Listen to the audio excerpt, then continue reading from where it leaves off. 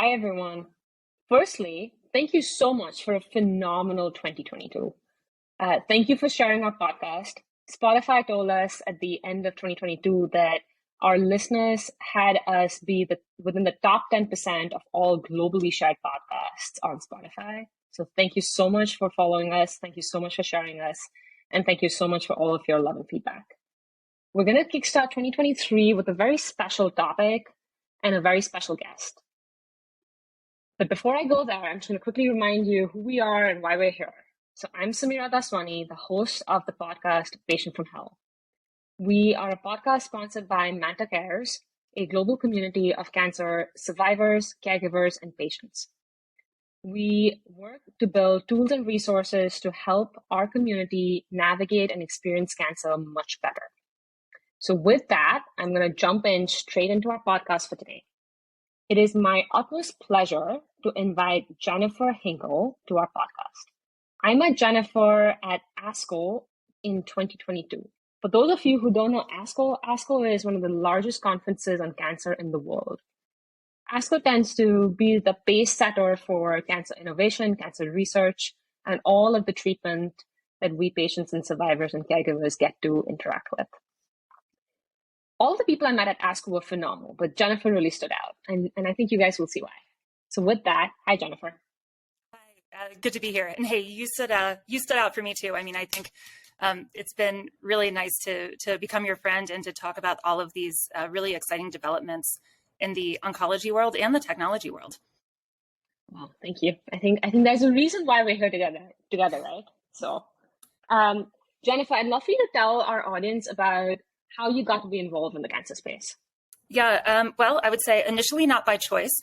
I am also a cancer survivor, like many of the listeners of your podcast. I had, when I was 17 years old, I had a lot of really confusing symptoms. And about 10 months later, which is not a long, actually, or an unusually long period of time to wait for a diagnosis around that age, because usually people that age don't get cancer, so you can get caught up in the system a bit. But I found out I had Hodgkin's lymphoma. Went through surgery, 6 months of chemo. I'm very fortunate to have come out the other side of that without a lot of ongoing health problems. But I will say, I think that it influenced my trajectory in my career. So since that, I have kind of continued to work in the cancer space, studied health policy and health economics. I've worked for a number of nonprofit health and cancer organizations, and I've also worked for pharma and biotech.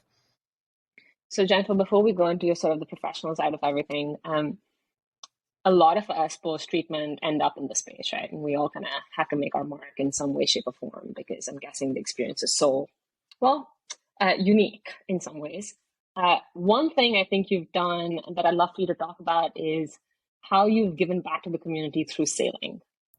Oh, yeah, happy to talk about that for a minute. So, I think a lot of people, after going through a pretty traumatic experience with healthcare, whether it's cancer or anything else, there is always a sense of like, hey, I need to kind of get back to myself and figure out, what I want to do with my life, who I am, and not let this experience kind of unmoor ourselves, I guess, from our true spirits and true essences, because it really is a pretty, I think, taxing. I mean, it's a physically taxing experience. It's a mentally, emotionally taxing experience. I know it's something that we don't always talk about a ton, especially in the professional setting, but it is. And I think it's fine to acknowledge that. And for me, I found that one of the things that I found really healing and helped me get back to myself was getting outdoors, getting into sports. Especially for me, it was sailing. So I moved to the San Francisco area in about 2010. Got introduced to racing sailboats. I had done a little bit of casual sailing before that, but I really found that being with a team of people, doing something outside, competitive, sometimes stressful, but in a good way, really, I think was healing for me and for my mental and emotional state, even that many years after going through the cancer experience. So I went on to start a sailing team in the Bay Area that is made up of cancer survivors and what we call cancer survivor supporters. So caregivers and, close family members and things. And it's been really fun. We've been doing that now for about 5 or 6 years. Awesome. That's amazing. How many survivors do you have part of the team, by the way?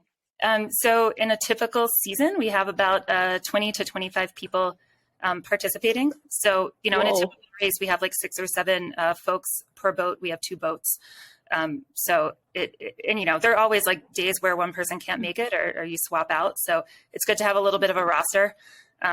Another professional topic we can talk about one day is how you can learn a lot about management by running a sailing team, but that's an unrelated topic. Give me the 1 minute takeaway from there. Don't ask people to do jobs they don't know how to do. Put them in a job they can be successful at. Especially in sailing, there's a different word for everything. So if you put someone in the wrong job and try to tell them to do something that they don't know what the words mean, you're not going to get a good outcome out of that. I think that's great. But I think there's really something to be said for sports. I mean, the flow state kind of stuff, flow state psychology. There's a lot of literature actually about the benefit of kind of these flow state sports in healing things like post-traumatic stress, helping people get to post-traumatic growth. So I actually think there's some fairly decent scientific evidence emerging for the benefit of these kinds of sports and activities. So for any patients or survivors out there listening, and you're feeling like you want to try to find maybe more active therapeutic things, I recommend sailing or really any outdoor sports. Jennifer, before we move on, I'd love to touch on something. So we don't have a lot of people we know, at least I'm guessing you and I do, but the world of 17-year-old cancer survivors, I think, is very, very small. Yeah, thank goodness. I agree. A tragedy humor happen to more people.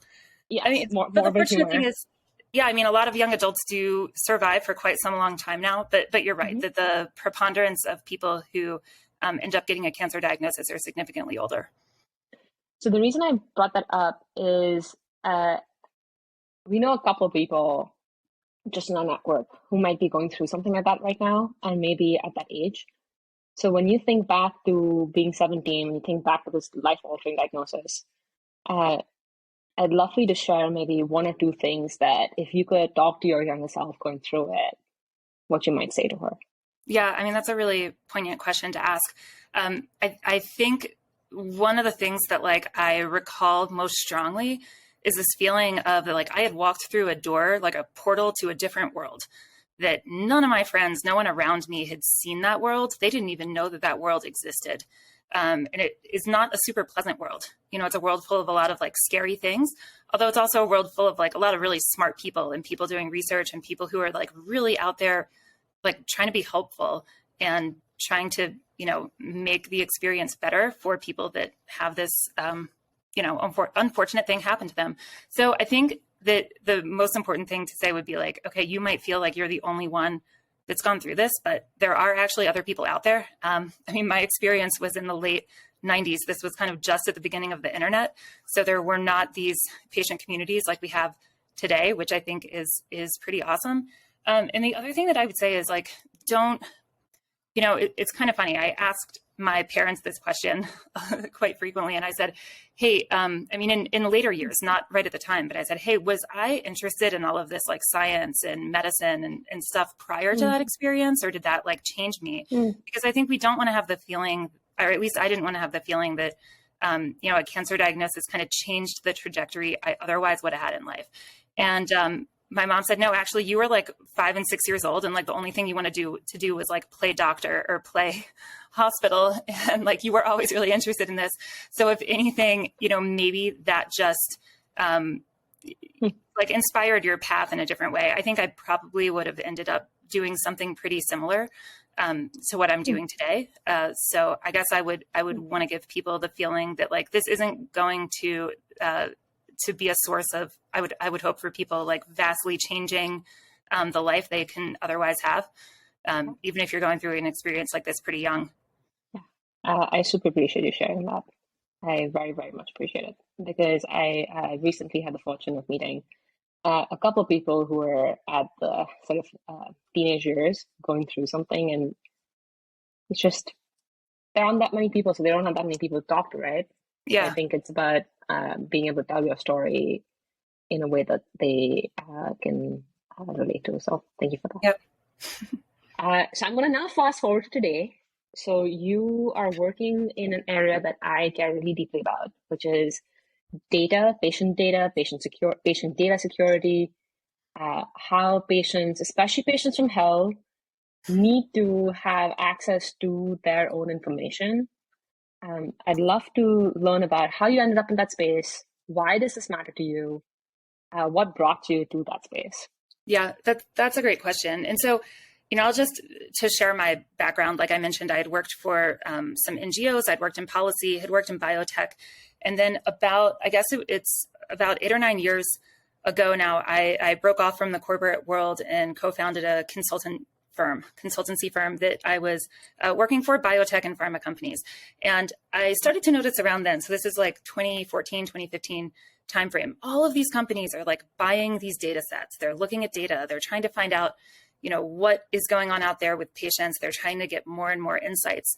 And that was like, I think for the first time for me, when this idea of like, the data is the new oil, data is money kind of idea started, like it really kind of took hold and was something I was noticing happening all over the place. So fast forward to where I am today, ended up, like I said, I had worked on health economics and policy. I had ended up for a couple of years working on some really interesting problems around things like drug pricing. This is a problem all over the world. Pharma companies need to recoup billion-dollar investments, especially as these drugs get more and more personalized, targeted therapies, specific smaller patient populations. So the prices they charge on those go up, which is, unfortunate from the eye of the insurance companies, government payers, as well as patients that might have to, foot part of that bill. So I was working on some technology solutions for essentially financial data sharing and outcomes data sharing among physicians, hospitals, patients, so that these pharma companies could design contracts where you got paid on your success, but you would get a refund on the drug if it didn't work. And one of the really interesting questions that everybody kept asking me as we were working on this was like, well, what's the source of the data? And I realized, hey, there's so many different like sources of truth out there, because the way that data kind of works right now, and we'll get into this more, but the way that a lot of healthcare data works is that, there's data that goes into your EHR, electronic health record kind of thing, or depending where you are, maybe paper records. I mean, there's still, believe it or not, I saw a doctor recently who still is operating on paper records. He's a really great doctor. He's, up there in years. And it takes him about 6 months to send you a bill, which might be a good thing. But yeah, I mean, not everybody is digitized. But there are people out there, your data is kind of going into these different sources. Your electronic health record, it's in a database here, it's in a database there. These databases are, despite rules in the US around HIPAA, in Europe around GDPR, every country has data privacy and handling rules. But healthcare data, when it's shared with other healthcare entities, seems to actually flow pretty freely. I don't think people would expect that. And, your data is getting out there. It's getting mixed all together. It's getting anonymized or de-identified, I guess I would say. So your name's not attached to it in most cases, if people are following the rules. But yeah, there end up being like a lot of sources of truth, because this data kind of goes through many permutations and it gets, aggregated and mixed up and sliced different ways. So I guess I've been thinking about that now for a while, as I'm sure you have been. Yes, but maybe slightly different angles of it and perspectives on it. But I wanna do a thought flow with you, partly because I think you and I speak a lot of healthcare system language. So I think we use a bunch of terminology that I think you and I follow, but maybe a lot of our listeners may not be familiar with. So if you're up for it, let's just take, I'm happy to be the guinea pig here, right? So all right, let's do 2020 cancer patient getting treated at one hospital in the Bay Area. I have imaging data, meaning images from my ultrasound, mammogram, MRI, PET scan. I have genetic data sitting with the genetic company that ran it, but also with the genetics counselors in my hospital. I have lab data. I have notes from my appointments that my clinician keeps. I have, what else do I have? I'm sure I have more. I definitely have more. That's all I can think of. Well, At least 4 sets of My information. record from I got my health records at least from one of the hospitals Mm-hmm. where I had been seen. I mean, it was missing a Mm-hmm. lot of stuff. It was really missing a lot of stuff, which is also Yep. scary for other reasons. And I Mm-hmm. know that there is a tissue block. There's a slice of my tumor in an archive somewhere at Johns Hopkins. So that exists somewhere. Now, whether I could get it, question. Yeah, I mean, it's really interesting, right? Because all of that is there. You're supposed to now be able to access it as a patient in the US. Yes. This is a new Yep. law we have as of October last year, but many hospitals Yep. and others are pushing back on that. The companies don't want to give you that access for free. That in some cases they're not set up to do it. In other cases, I think they're afraid of opening Pandora's box. Because so let's talk about that, right? We should talk about that. So I think there were two things in there that we should talk about. So one, if I'm still a guinea pig or you at Johns Hopkins, we have this information. How in the world do we go get it? Yeah. So, okay, I can tell you kind of what the textbook answer is of how you are supposed to access it. You're supposed to be able to send a letter or make a phone call. By the way, still at many places, this can't be an email because they need an actual signature on a paper. So if you're the one out of maybe 10,000 people that still has access to a fax machine, you might be able to get something faxed to you and fax it back. I bought one. 2020, April 2020, I bought a fax machine. I literally bought the only printer on the market that had a fax machine. Because yes, you are right. They still take fax. So you might have to send a fax. Mm-hmm. I mean, technically by the book, that data, that information is yours, that record is yours, you have a right to it. But there are so many reasons why a hospital or a doctor's office might want to not give it to you, to make it difficult, to delay, to say that they lost it. And not all of this is nefarious or malicious. Some of it is just like they don't get paid for doing that task. So who are they going to assign that to in a very busy, overworked practice? It's really not, that's not in their scope of, business generating activities. So yeah, it could be requesting it via a fax, hounding them like everything else in healthcare and being an advocate. Here's just another thing where you have to advocate for yourself.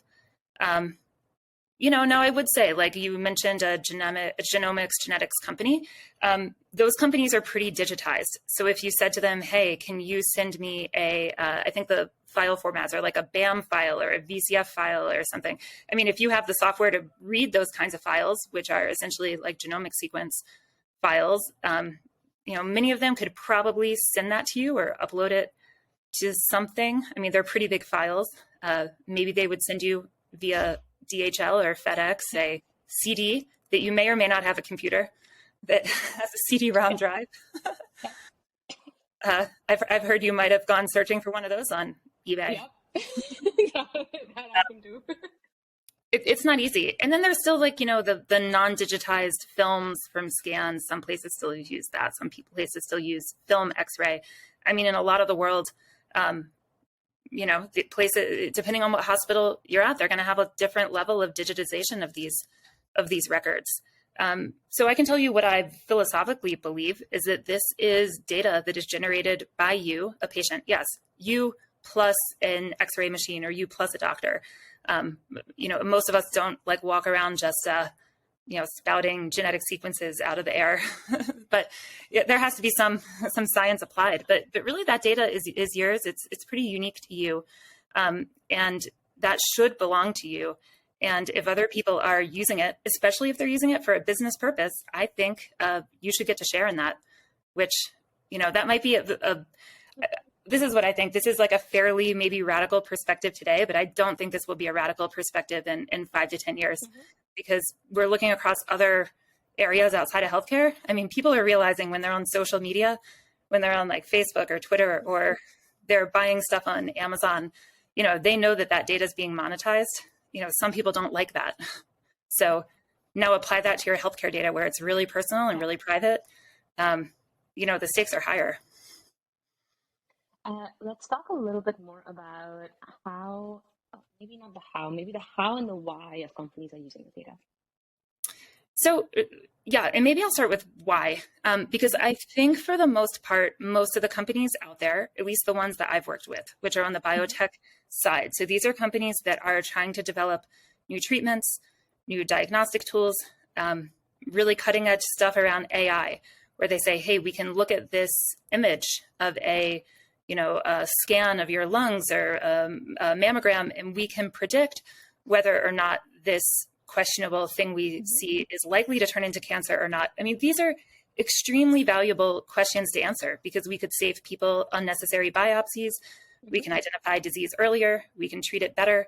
We can treat with more personalized medicine. So the why people want all of this data is because our science is getting really sophisticated.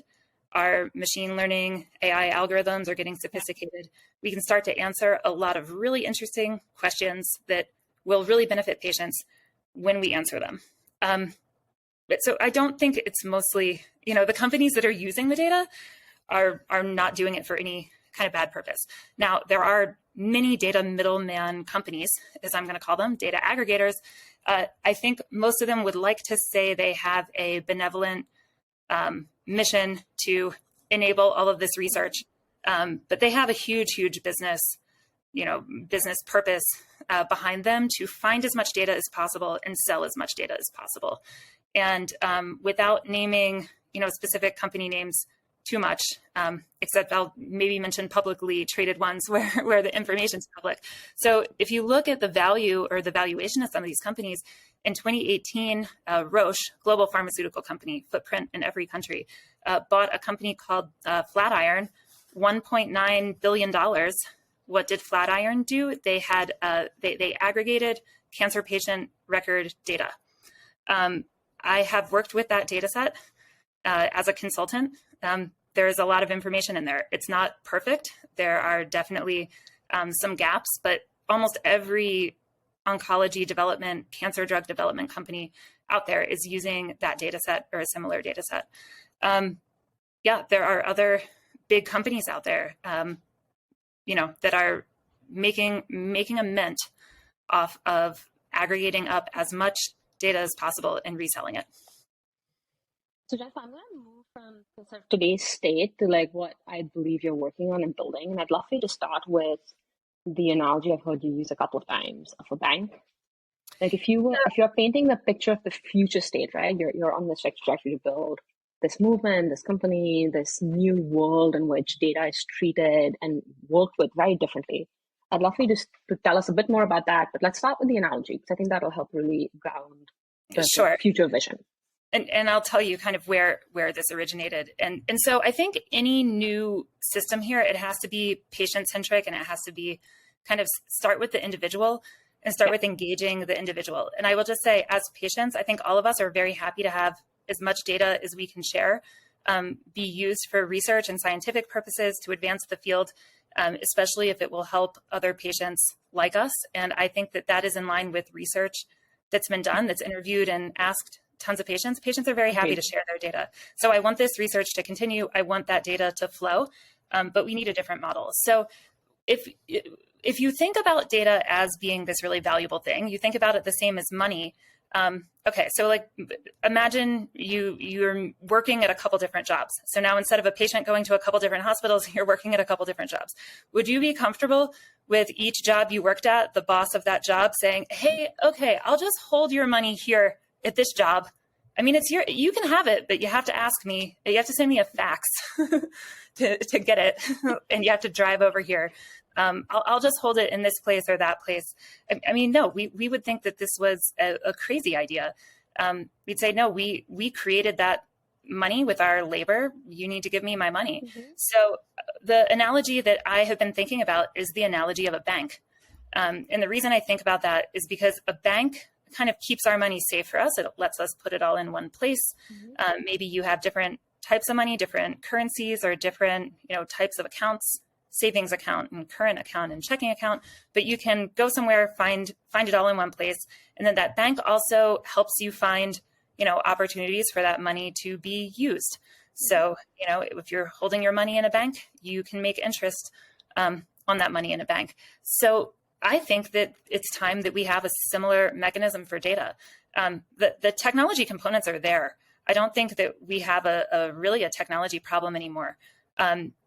This is getting proven out in many other sectors, I would say, of business and society, and how data can be packaged up, containerized, stored securely, encrypted.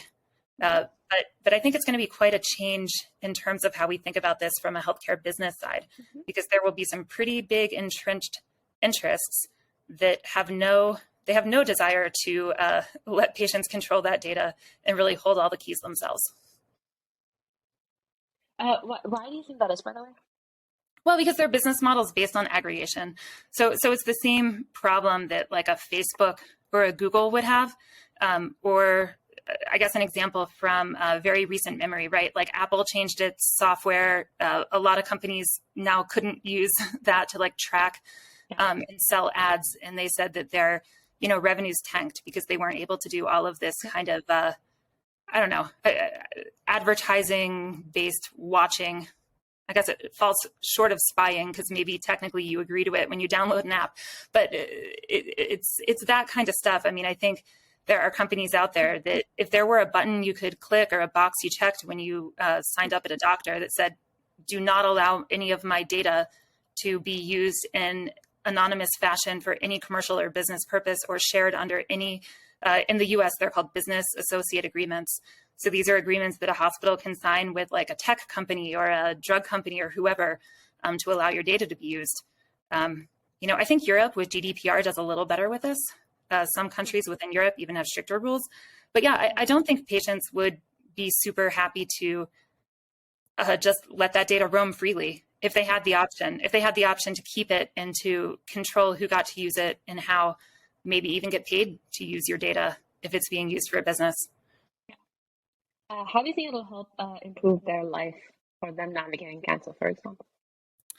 Yeah, I mean, I think the ideal future state would be that if you're a cancer patient and you have all of this data and you opt in for that to be used for business and research purposes, you get paid for it.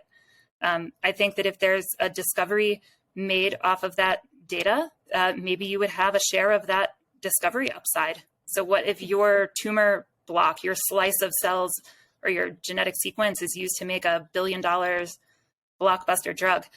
So I think of the story of, you're probably familiar with this, others might be, this woman, Henrietta Lacks, who had cells, I think this was at Johns Hopkins in the US. She had cells taken and for a sample. That cell line has become a mainstay of biotech research for decades and decades. And only recently it was kind of recognized, hey, this woman was never really compensated for the contribution that her genetic material essentially made to science.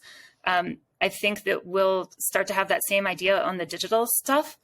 Just because it's in a digitized format, I think doesn't make it any less personal or unique to us. Really, the digital is just right. It's the output of your medical procedure or what your body produced. Jennifer, that was so well said.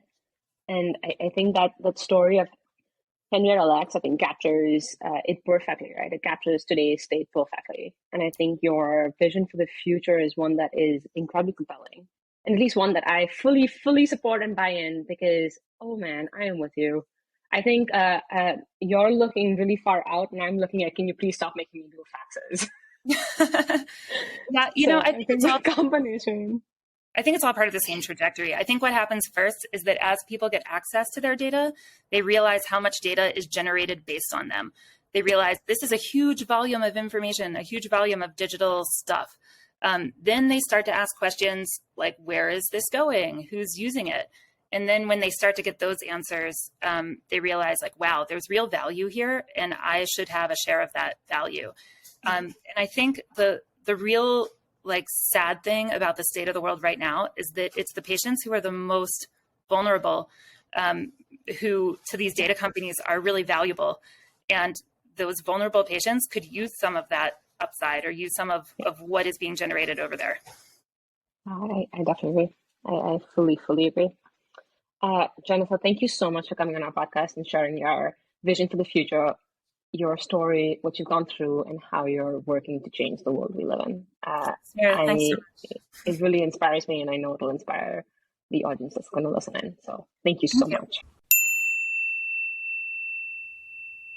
This podcast, show notes, and newsletter is for general informational purposes only and does not constitute the practice of medicine, nursing, or other professional healthcare services, including the giving of medical advice, and no doctor-patient relationship is formed. The use of information on this podcast or any materials linked from this blog is at the user's own risk. The content here is not intended to be a substitute for professional medical advice, diagnosis, or treatment. Users should not disregard or delay in obtaining medical advice for any medical condition they may have and should seek the assistance of their healthcare professionals for any such conditions.